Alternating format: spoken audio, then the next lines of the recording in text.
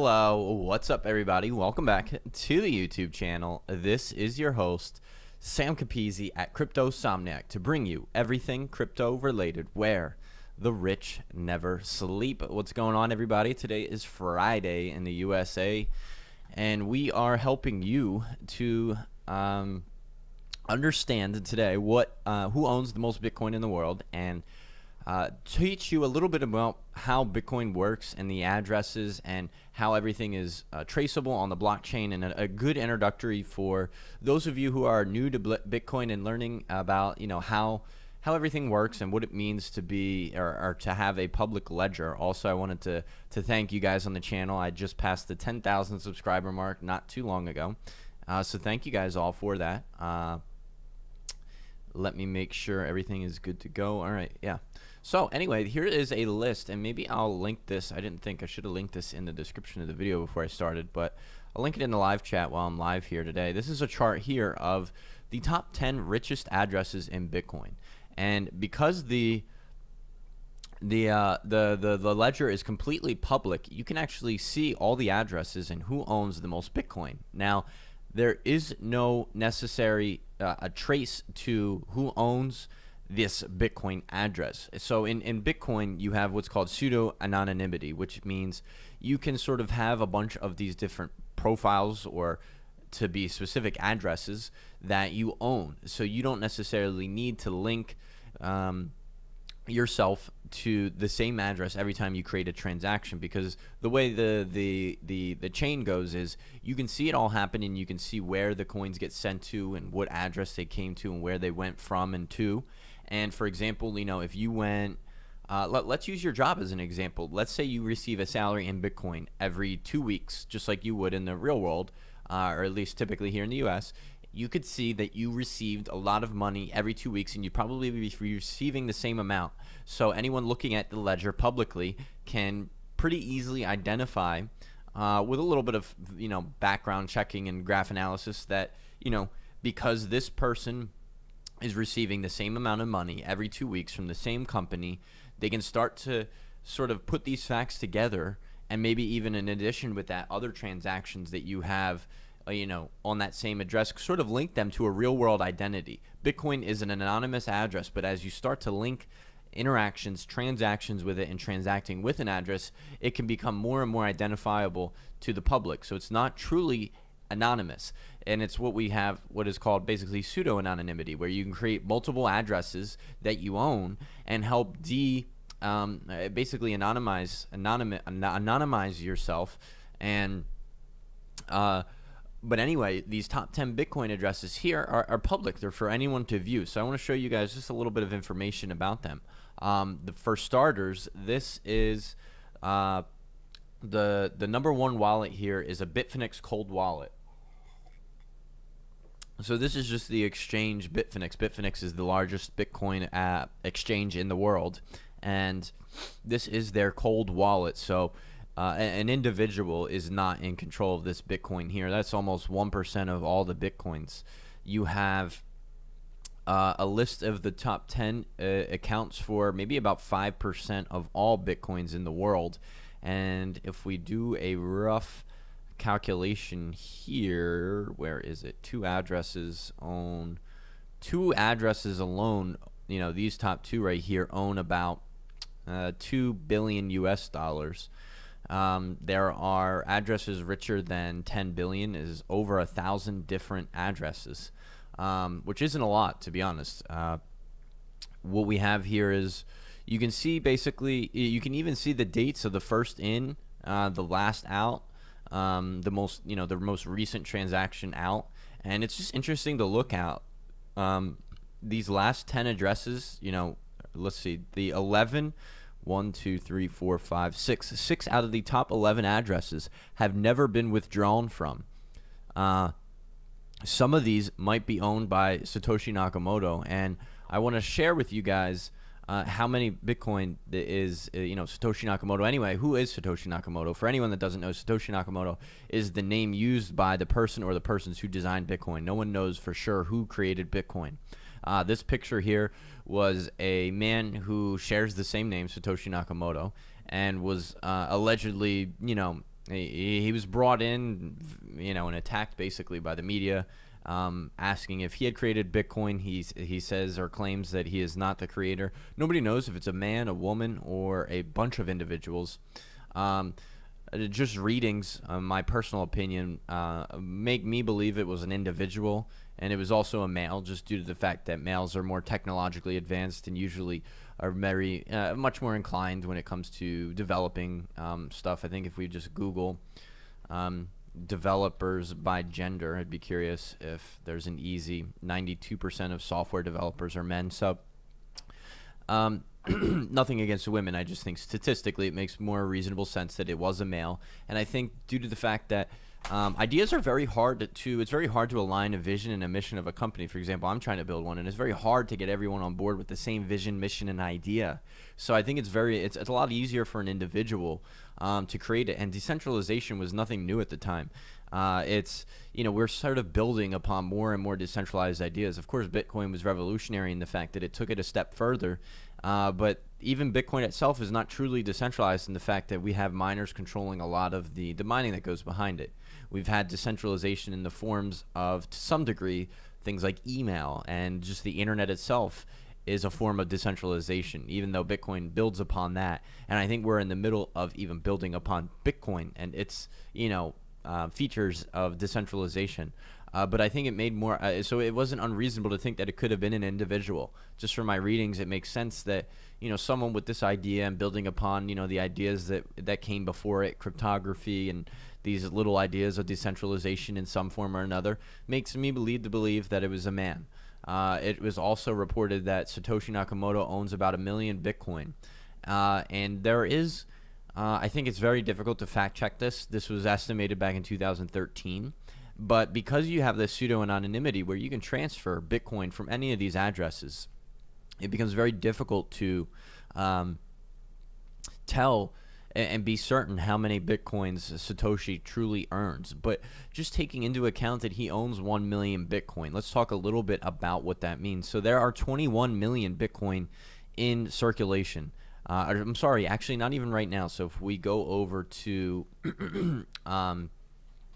cryptosomniac.com, we can see how many Bitcoin are in circulating supply at the moment, as well as how many will ever be mined. So Bitcoin is mined, as we know, daily, and there are more and more put into circulation. But the current circulating supply is 16.661 million.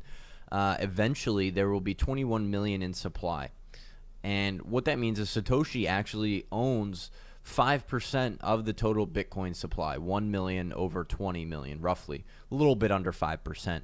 To put that in perspective, the amount of gold that the U.S. owns is about 4.5% of the world's gold supply. So he owns actually more Bitcoin in supply than the U.S. government owns gold in the world.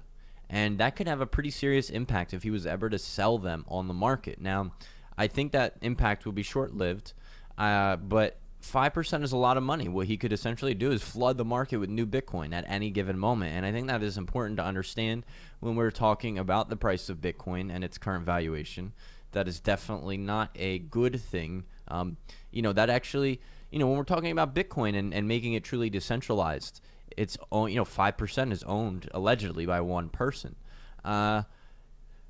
Just things to keep in mind. When we go back to this list here, I also want to point out, if Satoshi Nakamoto does own that much, I suspect that he has probably not withdrawn those Bitcoins. We can see on the ledger how many Bitcoin are sold at any given time. And to my knowledge, I don't think there's ever been a transaction of 1 million Bitcoin at any given moment. But if we were to suspect what addresses Satoshi might have owned, what we would probably look for is the first in of something very, very early, something along the lines of, for example, 2009 right here. I'm sorry, this is 2013, excuse me. Something in the earlier days, 2011 right here, 2011, 2010, that could be a Satoshi address. And basically something that probably doesn't have a last out, because if Satoshi truly envisioned this vision of being something, so greatly successful, I doubt that he would have sold I doubt that he would sell even now. I think Bitcoin is just, in its infancy right now. And I think that anyone who invented Bitcoin, should be aware or know of that. And, if he had such a strong vision and idea to get this to the masses, I think this is just the beginning. So you would probably look for something that doesn't have a recent last out or a last out at all. So here, all these have last outs of 2017. They were all pretty recent. So an address that Satoshi might have owned, if I'm scrolling through this list, this could be a good example of one. First deposit is 2011, and there is no last out. The most recent in is just a few days ago on October 25th, 2017. So maybe he bought more Bitcoin. Just speculation here, it's purely speculation. And to give you an idea of how much net worth 7 million Bitcoin is trading at $7.3 thousand right now. So 1 million Bitcoin is $7.3 billion. That is how much money Satoshi Nakamoto could potentially have. Now, I'm not convinced that he still currently has a billion Bitcoin. I'm sorry, a million Bitcoin. I would think that he perhaps sold some of them, or and basically exactly that. I think he perhaps sold some of them along the way. I don't think he would have sold many, and I would suspect that they would be spread out at this point through multiple addresses. Clearly, there is no one address that holds 1 million Bitcoin alone. The highest holding Bitcoin wallet is Bitfinex here at 154,000, and it owns, about a tenth or 10.5% of the projected Bitcoins that Satoshi has. So there is no one address that Satoshi has.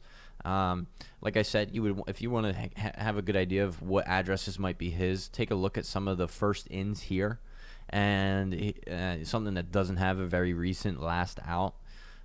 Just scrolling down the list, here's an early one. Again, that was the first one that I alluded to. If we go down further the list, 2012 with no recent outs. Also, something that you can see is the number of ins has to be pretty reasonable. 3,315 transactions is a lot. That's because obviously it's Bitfinex's cold wallet, but you would look for a wallet, for example, this is probably an exchange here or something, 20,000 transactions. This probably is not Satoshi Nakamoto's address. Or maybe, who knows? Maybe I want to retract that statement. In the early days, I'm sure Satoshi Nakamoto sent Bitcoin back and forth. However, I do think 20,000 is probably a lot. Even 4,000. But if you want to, go on this website and just get an idea, again, Bitcoin is truly, while it's decentralized, there is a public ledger that keeps track of everything, and that's kind of, in my eyes, a benefit. So, just talking about here in the U.S. alone, the circulating supply of money, we can't even really tell how much money is out there. We don't have any idea. It's very hard to keep track of how much money we've printed, how much hasn't been, I could rip a dollar bill in half. It could be burned. It could be lost in the wash. It could be lost in the ocean. It is virtually impossible to tell how much money exactly is out there.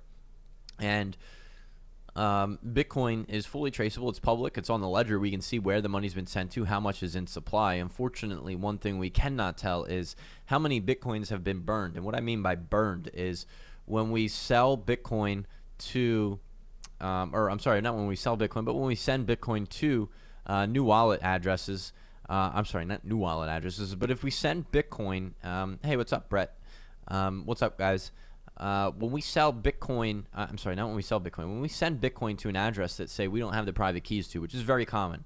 I have had a one-on-one appointment actually yesterday with a man trying to recover his Bitcoin from a wallet that he doesn't quite recall his private key to. What you have is, or what we do have is here, a lot of Bitcoin actually have been lost in circulation in the beginning, especially. It's projected that somewhere along the lines of 2 to 3 million Bitcoins have been sent to lost addresses to which private keys are no longer associated with, which further decreases the supply of Bitcoin, making it even more rare. So Bitcoin has 16.6 million Bitcoins in circulating supply right now, but it's projected that we have 16. Satoshi owns 1 million of them. There's projected that we lost 2 to 3. That means there might only be 12 million Bitcoin in circulating supply. And then, of course, we have a ton of people holding on for the long term. I'd say at least 50% probably never sell.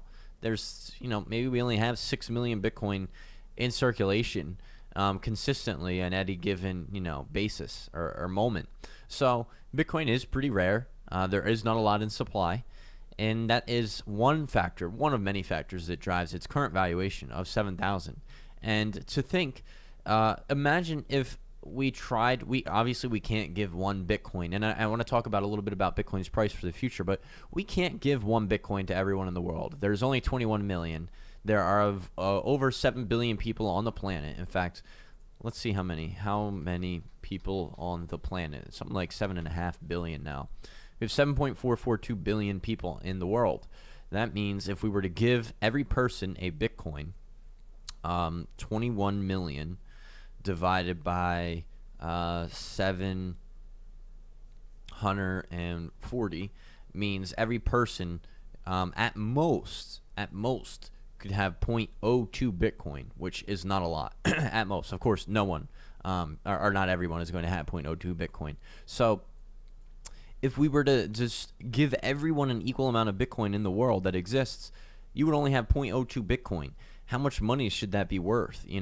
Let's think about the long-term price of Bitcoin. There's only 21 million in supply. Is it unreasonable to think that one of them could be worth 25,000, 50,000, 100,000? Let's put one Bitcoin at 50,000 and then multiply that by a supply of 21 million. That's only $1 trillion. That's not a lot of money. I'm sorry, is that a trillion? That is 100 million, 100 billion. Yeah, that's $1 trillion. Correct me if I'm wrong. That's $1 trillion. That's not a lot. Of course, it's a large number, but speaking globally, that's not a ton of money. So it's not really unreasonable to think that Bitcoin could be such a humongous price in the future. Darson, what if the technology changes? What exactly do you mean? If the technology of Bitcoin or the other tech in the world out there changes, how would that impact the price of Bitcoin? Of course, Bitcoin doesn't necessarily mean it's going to be king forever. There are certainly other technologies that are building upon it. And if I were to share my thoughts on that, Bitcoin currently is the largest. It's king, and it's not going anywhere time soon. It is great question about quantum computing, but so Bitcoin for the time being is king. It is ruler of all, and there are a lot of other technologies that quote unquote claim they're better. What I think is not enough of them are trying to learn and pay attention to what Bitcoin and Bitcoin issues are being faced right now. They are just trying to claim they're the best. Bitcoin has the advantage of being first to market, and it has the affordability or the luxury of being so scaled at this point. So it's able to test large numbers. None of the other coins at this point, are as large as Bitcoin and are able to face some of the scaling issues. Even Ethereum itself is facing its own scaling issues. And I think as time goes on and we have all these hard forks, we have everyone trying to, have their own version of Bitcoin and what we think, what they think. Bitcoin, in my opinion, will become more tested, more hardened, and truer and weathered as we go through these hard forks and proven in a good piece of technology. It is no easy task, and I think it is no easy task to just improve upon what Bitcoin already is. I think everyone is trying to learn without actually, or everyone is trying to build something so great without actually taking the time to learn from Bitcoin. I think there could be better. There's nothing stopping from Bitcoin from improving. We're having these hard forks as basically as an attempt to improve the existing protocol of Bitcoin. But answering the question about the quantum computing, so quantum computing is not too far off in the future. If we take a look at how far off is quantum computing, they say even some companies out there have the ability to quantum compute, which is basically just really fast computers. I know companies out there like Google and IBM have started researching quantum computing in the past few years, and from my readings, I don't think anything in here stands out at me, but quantum computing is not too far off in the future.